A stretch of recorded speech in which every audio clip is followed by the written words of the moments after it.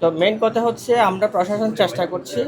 আমরা শুধু ওইটুকু দুঃখ প্রকাশ করছি সময়ের জন্য, এই কারণে আমরা প্রথমে সিদ্ধান্ত ছিল হচ্ছে মেশিনে গোনার জন্য, কিন্তু যেহেতু একটা বিশেষ ছাত্রদের পক্ষ থেকে দাবি হয়েছে যে সেটা যেন আমরা ম্যানুয়ালি করি, মেশিন না করে, সেজন্য হচ্ছে আপনি চিন্তা করেন এতগুলো ভোট, এতগুলো হল, প্রত্যেকটা ম্যানুয়ালি গণনা করা কত কষ্টের কাজ।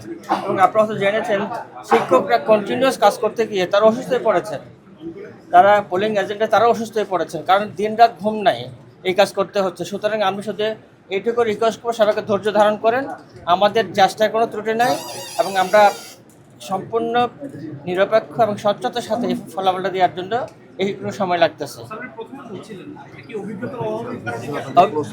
জি, ঠিক আছে, আপাতত এই কথা আমরা তাড়াতাড়ি শেষ করছি ইনশাল্লাহ।